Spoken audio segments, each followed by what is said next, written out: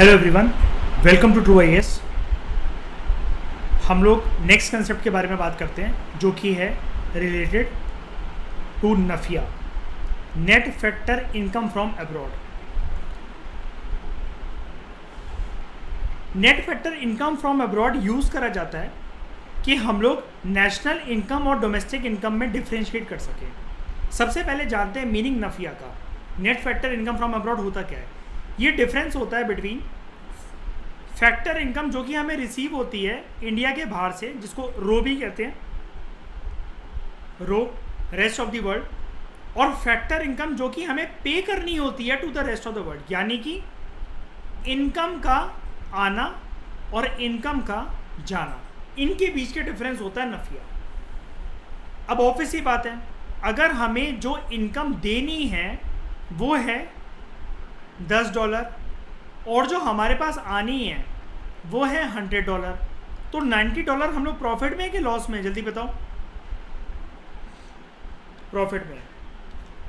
नफिया जो होता है, it is the difference between factor income जो कि अर्न करी जाती है from abroad by normal residents of a country, और इसके बारे में हम ऑलरेडी पढ़ चुके हैं नॉर्मल रेसिडेंट क्या होता है, और फैक्टर इनकम जो कि अर्न करी जाती है bye non resident foreigners in the domestic territory of that country, example India.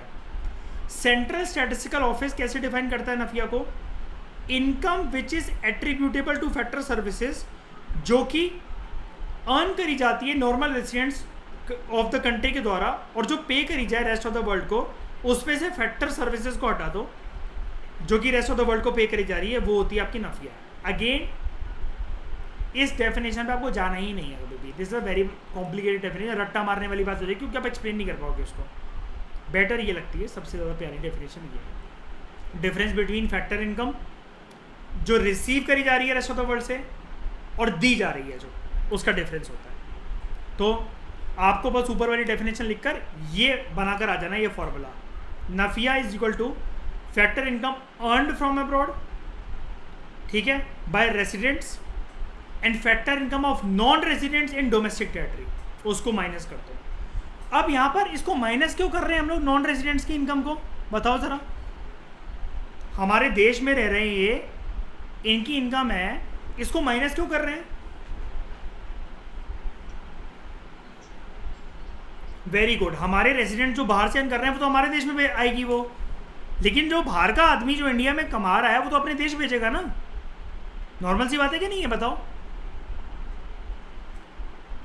The normal residents of a country जो होते हैं, और नॉर्मल देखो अब देखो, अगर आप में से किसी को अगर इसमें डाउट है ना, तो ये सिर्फ एक बात पे डाउट आ सकता है कि आपको नॉर्मल रेसिडेंट और सिटीजन के बीच में जो हमने फ़र्क कर रखा है, आपको वो वाला कंसेप्ट याद नहीं है अभी भी। आपका दिमाग अगर उसमें हलचल है, इसका मतलब आपकी रिवीजन प्रैक्टिस अच्छी नहीं है, इसलिए आपको ये समझ में नहीं आ रहा है। अगर जिसको नहीं आ रहा है, मैं उसकी बात कर रहा हूँ, तो सल्लेखना कर लो। वो नॉर्मल रेसिडेंट जो कंट्री का होता है वो अर्न करता है फैक्टर इनकम, सिर्फ इस अपने देश से तो नहीं करता, बट आउटसाइड से भी करता है, कर सकता है। मतलब ऐसा नहीं कि सब लोग करते, लेकिन कर सकता है। जो बाहर से इनकम अर्न करी जाती है वो 3 तरीकों में करी जा सकती है। इनकम फ्रॉम वर्क, कोई काम कर रहा है बाहर, ठीक है। Income from property and entrepreneurship, बाहर आपकी कोई प्रॉपर्टी है,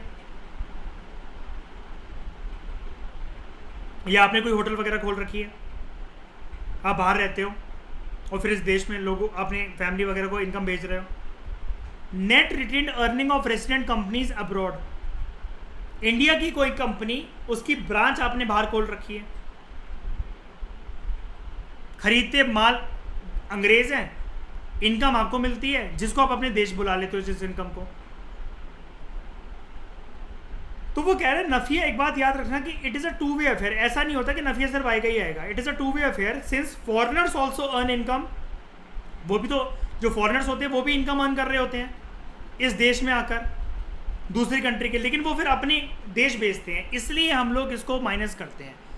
factor income of non residents, यानी कि फॉरेनर्स इन डोमेस्टिक टेरिटरी, जो हमारे देश में अर्न करी जा रही है लेकिन फॉरेनर के द्वारा करी जा रही है, इस देश से इनकम अर्न करी जा रही है, लेकिन कैलकुलेट क्यों नहीं हो रही फिर इस देश में? क्योंकि वो भेजेंगे बाहर। तो components of NFIA from abroad, यानी कि net factor income from abroad, NFIA के कंपोनेंट्स क्या होते हैं? 3 मेजर कंपोनेंट्स होते हैं। Net compensation of employ, salary मतलब सभी एम्प्लॉयज़ की, net income from property and entrepreneurship, rent, interest, profit वगैरह जो बाहर आपकी कोई भी प्रॉपर्टी उससे सब मिल रहा है, और net retained earnings of resident companies abroad. कोई कंपनी है जिसकी फ्रेंचाइजी वगैरह आपने बाहर खोल रखी है, ठीक है, और उससे आपको अर्निंग मिल रही है।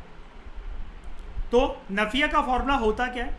Net compensation of employ plus net income from property and entrepreneurship plus net retained earnings of resident companies abroad. ये प्रीलिम्स का डायरेक्टली स्टेटमेंट बन सकती है तीन, 1 and 3 only, 2 and 3 only, 1 only, all of the above। अब वो कह रहा है कि एक बात याद रखना, देखो कितने अच्छे से एक्सप्लेन कर रहा है। नफिया जो होता है वो नेगेटिव भी हो सकता है, पॉजिटिव भी हो सकता है।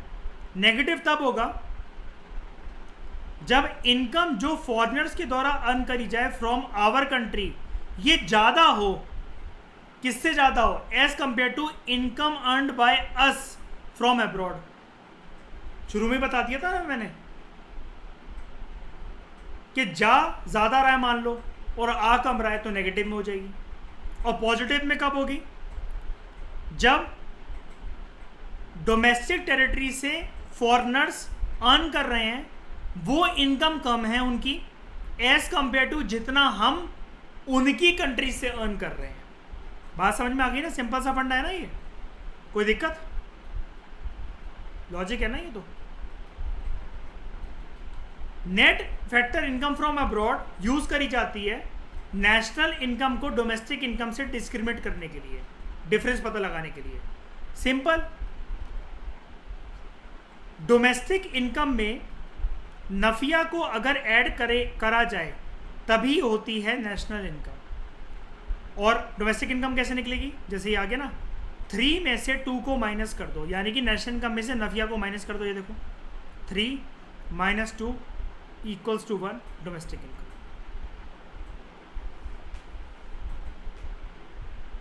समझ में आया?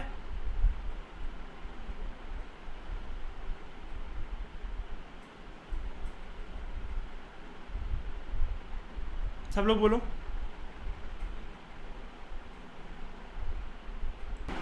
हमारा next concept value of output versus value added. Value of output क्या? कोई भी गुड्स जो प्रोड्यूस हो रहे हैं उसकी वैल्यू। जो भी गुड्स और सर्विसेज प्रोड्यूस हो रहे हैं एक फैक्ट्री इंटरप्राइज के द्वारा एक पर्टिकुलर साल में, वो आउटपुट होता है। आउटपुट को हम लोग ग्रॉस आउटपुट भी कहते हैं बिकॉज आउटपुट के अंदर डेप्रिसिएशन भी इंक्लूड होता है। ऑब्वियसली बात है, वियर एंड टियर अभी तो इंक्लूड है ही ना उसके अंदर।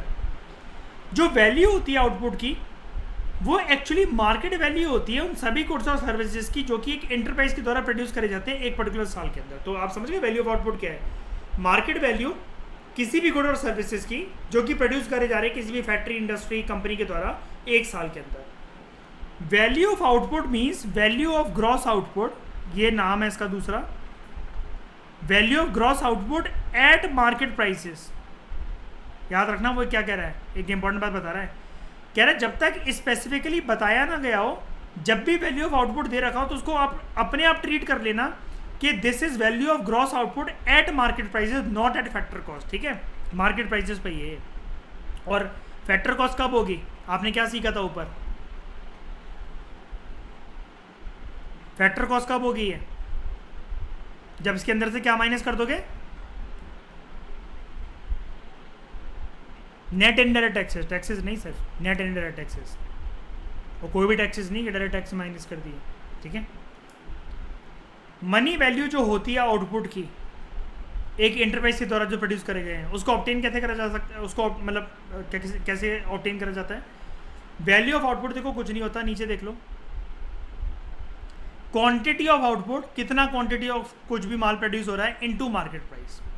thus it is equal to the quantity of output produced multiplied by market price per unit। इसको हम लोग बोलते हैं value of output at market prices. For example, अगर एक जूते बनाने वाली कोई फैक्ट्री, कंपनी या कोई भी इंडस्ट्री है, वो 1000 जोड़ी जूते प्रोड्यूस कर रही है एक साल के अंदर और उसको बेच रही है 800 रुपये पर जोड़ी, तो वैल्यू क्या निकलेगी उसके आउटपुट की, उसकी सेल की? क्वांटिटी कितनी थी? 1000 मार्केट प्राइस कितना डिसाइड करा कंपनी ने, कितना रखेंगे, 800 रुपये पर जोड़े। कितना निकल कर आया वैल्यू ऑफ आउटपुट, 8 लाख रुपये, simple. Alternatively value of output को ऐसे भी एक्सप्रेस करा जाता है कि ये ना टोटलिटी होता है sum of sales and change in stock, because output या तो बेची जाएगी या बचा के रखी जाएगी एज अनसोल्ड स्टॉक। सबका सब कुछ तो बिक नहीं सकता, तो वैल्यू ऑफ आउटपुट को आप ऐसे भी डिनोट कर सकते हो, sales plus change in stock.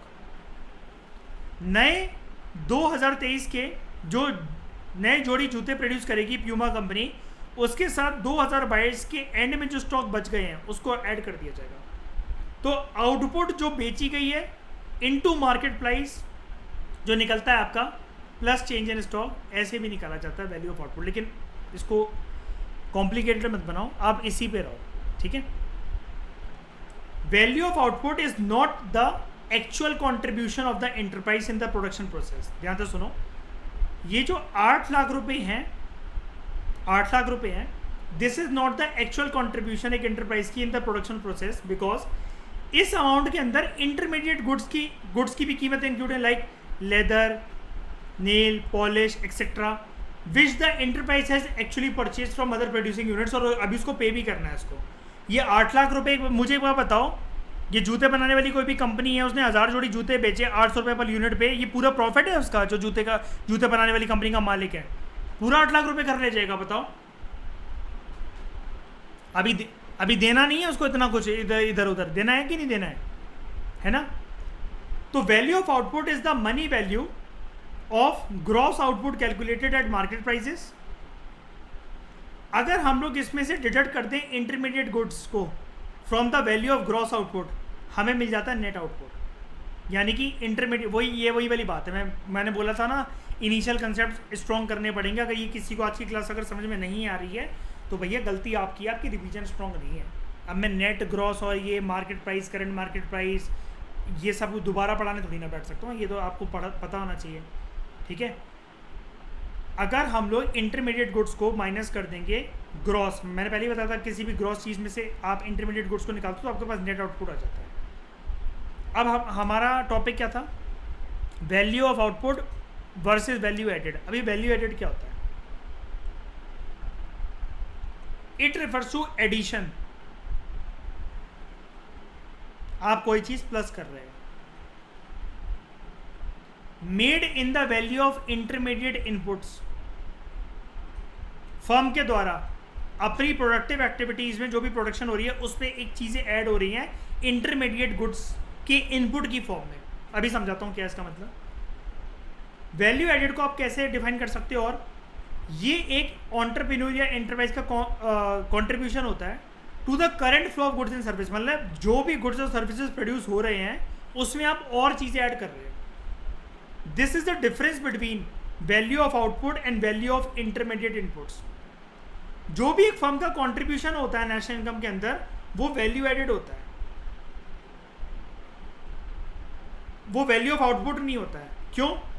Value of output के अंदर क्योंकि इंटरमीडिएट इनपुट की वैल्यू इंक्लूड होती है जो कि दूसरे फर्म से उस फर्म ने परचेज करे हैं। जैसे वो जूते जो बिके उसके अंदर लेदर वगैरह ये सब इंक्लूड था।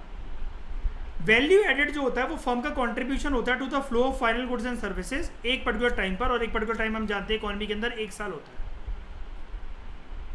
अगर कभी भी हमें गुड्स और सर्विसेज को प्रोड्यूस करना है इकोनॉमी के अंदर, 2 टाइप के इनपुट एक फर्म यूज करती है हमेशा।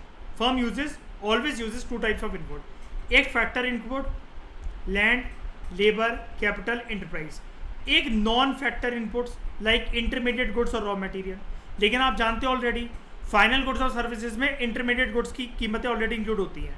एक फर्म परचेज करता है इंटरमीडिएट गुड दूसरे फर्म से और हायर करता है फैक्टर सर्विसेज को एक पर्टिकुलर गुड और सर्विस को प्रोड्यूस करने के लिए।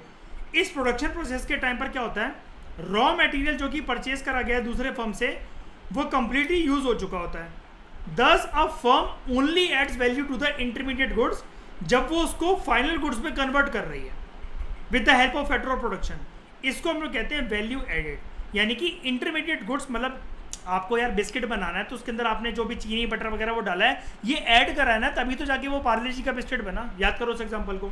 For instance let us assume that एक बेकरी शॉप है, वो इंटरमीडिएट इनपुट खरीद के लाई बेकरी शॉप, उसका जो मालिक है या मालकिन है, दूध खरीदा, आटा खरीदा, चीनी खरीदी, 2,000 रुपये की लागत आई इन सबको खरीदने में।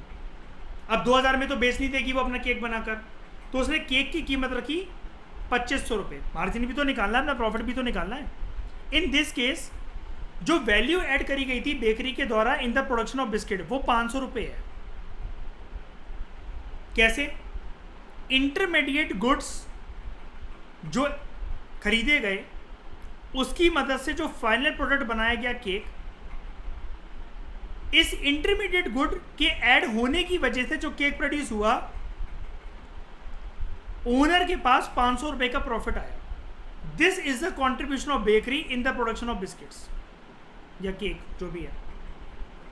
तो अगर हमें पता लगाना है कि वैल्यू ऐड कितनी करी गई है फर्म के द्वारा, हमें इंटरमीडिएट इनपुट्स, इंटरमीडिएट कंजम्पशन की वैल्यू को जानना पड़ता है। जानने के बाद उसको हमें माइनस करना पड़ता है from the firms output, because intermediate inputs already जो फाइनल गुड प्रोड्यूस हो गए उसकी वैल्यू में इंक्लूड हो चुके हैं। वरना इससे कौन सी प्रॉब्लम आएगी जल्दी बताओ?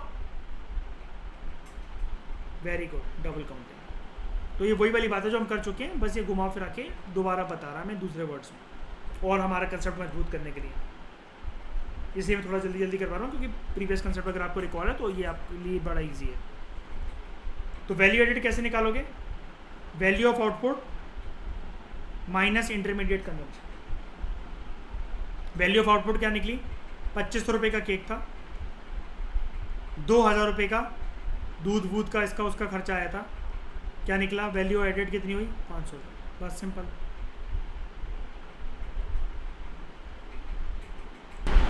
Simply put, excess of value of output over value of intermediate inputs जो कि परचेज करेंगे एंटरप्राइज के द्वारा, वो वैल्यू एडेड होता है। वही वाली बात है जो ऊपर लिखी हुई है। डिफरेंस जो होता है इनके बीच में उसको हम लोग कहते हैं इंटरमीडिएट कंजम्पशन। ऑब्वियस ही बात है, वैल्यू एडेड माइनस आप इसको इस साइड, आप क्या कहते हैं, value of output, sorry value of output, आप इसको इस साइड ले जाओ और इंटरमीडिएट कंजम्पशन को सेट कर दो वैल्यू एडेड, आपके पास निकल जाएगा इंटरमीडिएट कंजम्पशन। ठीक है। अब इंटरमीडिएट कंजम्पशन हम ऑलरेडी कर चुके हैं, वैसे कोई मतलब नहीं है लेकिन फिर भी देख लेते हैं। गुड्स जो कि यूज़ होते हैं as raw material in the production of final goods, उनको हम लोग कहते हैं इंटरमीडिएट गुड्स या फिर इंटरमीडिएट कंजम्पशन या फिर इंटरमीडिएट एक्सपेंडिचर। ठीक है। अब अगर हम लोग बात करें इसकी सिग्निफिकेंस क्या है वैल्यू ऑफ आउटपुट के कंसेप्ट की और वैल्यू एडेड के कंसेप्ट की, जो डिफरेंस होता है वैल्यू ऑफ आउटपुट और वैल्यू एडेड का, हमें बताता है वो कि कौन कौन से रॉ मटेरियल एक पर्टिकुलर गुड को प्रोड्यूस करने में यूज़ हुए।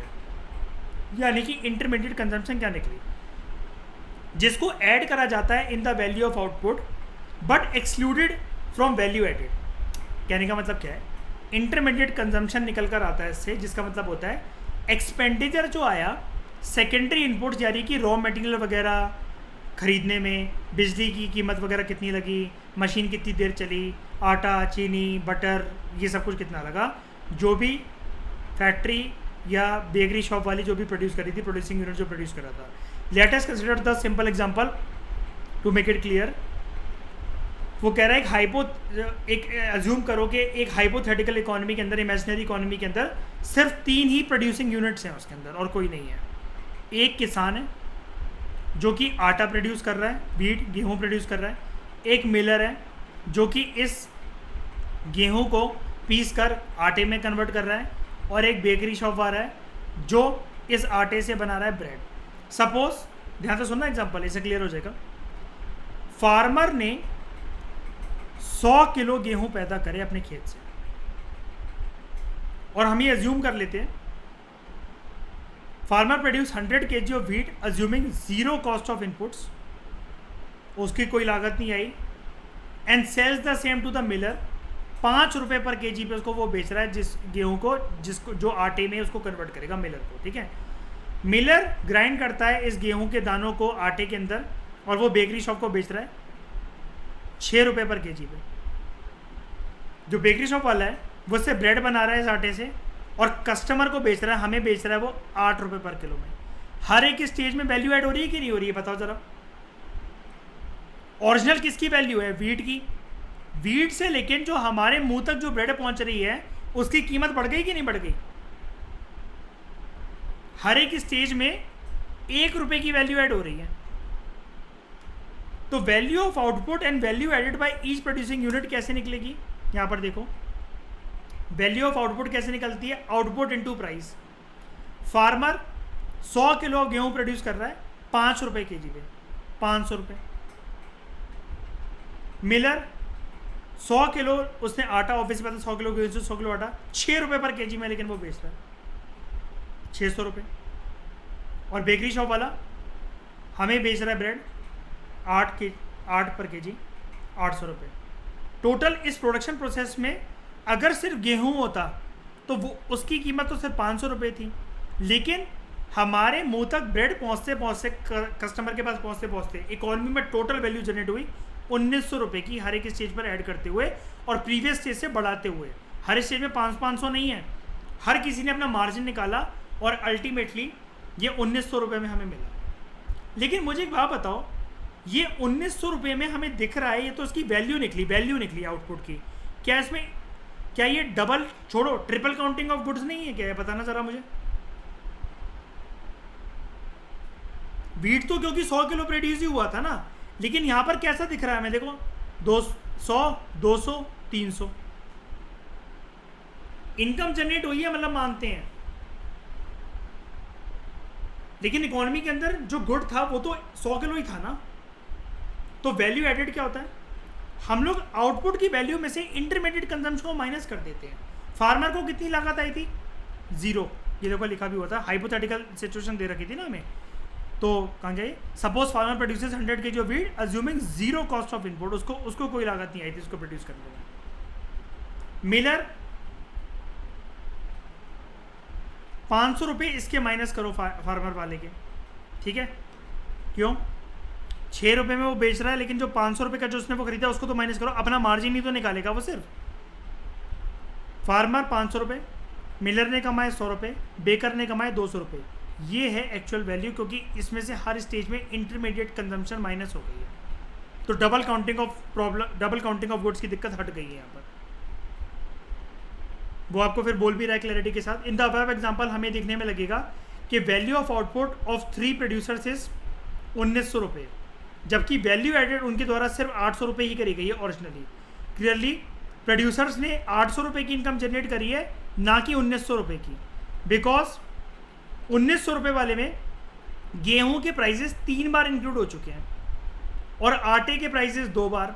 तो double counting triple counting of goods यहाँ पर फंडा आ रहा है, बस वही है।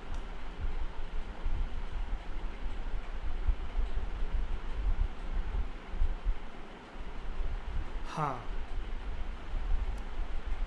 The above simple example is based on the assumption कि there is neither depreciation nor indirect taxes। in other words 800 रुपये की जो वैल्यू ऐड करी गई है that is net value added at factor cost। छोड़ो उसको, वो तो ऐसे ही बोल रहा है।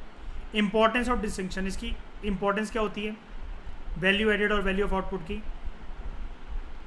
Value of output and value added,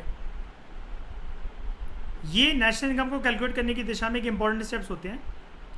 it is not the value of output जो कि ऐड करी जाती है, but net value added at factor cost by various producing units, जिसको लिया जाता है, मद्देनजर रखा जाता है नेशनल इनकम को कैलकुलेट करने के लिए।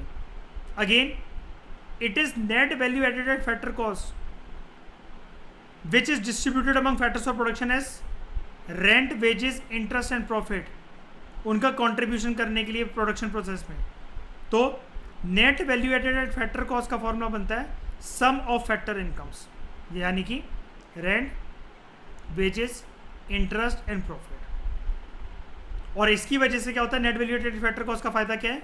It eliminates problem of double counting. तो उसने आपको 3 फायदे बता दिए कि जब हम net value added at factor cost की मदद से जानते हैं किसी भी गुड और सर्विस की कीमत को, तो उससे क्या होता है। अब स्टेप्स क्या होते हैं अगर हमें net value added at factor cost तक पहुंचना है? तो value of output is the market value. इस मार्केट प्राइस पे हमेशा डेप्रिसिएशन इंक्लूड होगी। तो हमें कुछ ये करना होता है, ये फॉर्मूला आपको एज इट इज डिटो याद रखना पड़ेगा, ठीक है? आगे चलकर काम आएगा इस चैप्टर में, लेकिन अभी के लिए आप इसको फर्स्ट फॉर्मूले को याद करके बैठ जाना। वैल्यू ऑफ आउटपुट हमने क्या पढ़ा था? आउटपुट इनटू मार्केट प्राइस, इससे हमें मिलेगा gross value added at market price, या जिसको हम लोग sales plus change in stock भी बोल सकते हैं। जब हमें gross value added at market price मिल जाएगा, यहाँ पर देखो नंबर 3, हम इसको अपोजिट भी कर सकते हैं, वैल्यू ऑफ आउटपुट, इसमें से इंटरमीडिएट कंजम्पशन को माइनस कर दो।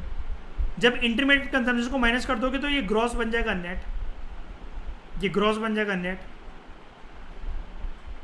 कैसे बनेगा? Gross value added at market price में से डेप्रीसिएशन को माइनस कर दो। हमारे पास जब डेप्रीसिएशन को माइनस कर दोगे तो नेट वैल्यू एडेड आ जाएगी एट मार्केट प्राइस, बन जाएगा फैक्टर कॉस्ट। तो net value added at market price जब आ गया हमारे पास, उसमें से NIT net indirect taxes minus कर दो। अल्टीमेटली आप पहुंचोगे net value added at factor cost is equal to sum of factor income, यानी कि net value added at factor cost is equal to sum of factor income, जिसको बोला जाता है rent, wages, interest plus profit. In short, अगर आप intermediate consumption को subtract कर दो, डेप्रीसिएशन को सब्ट्रैक्ट कर दो, नेट इनडायरेक्ट टैक्सेस को सब्ट्रैक्ट कर दो, तब हमें पता लगती है, और किससे सब्ट्रैक्ट करना है हमें? वैल्यू ऑफ आउटपुट से। तब हमारे पास आता है NVA एट FC। और याद रखना, हमेशा हमें नेशनल इनकम में इस फॉर्मूले तक पहुंचना होता है। 100 बातों की एक बात, 3 चीज़ें हमेशा वैल्यू ऑफ आउटपुट में से घटेंगी, इसमें से सिर्फ 3 चीज़ें हमेशा। एक, इंटरमीडिएट कंजम्पशन, दूसरा इसमें से घटेगा डेप्रीसिएशन, तीसरा नेट इनडायरेक्ट टैक्सेस। इन तीनों को इसमें से बस माइनस कर दो, बस ये बन गया आपका फॉर्मूला, आपके पास आएगा ये। बस ये तो उसने स्टेजेस बताई आपको पूरा प्रॉपर, जैसे मैथ्स करते थे हम लोग 9th 10th क्लास तक के स्टेजेस के भी नंबर होते थे। ये रिवीजन करनी पड़ेगी इसके लिए बहुत ज़्यादा, अच्छे से देखना इसको।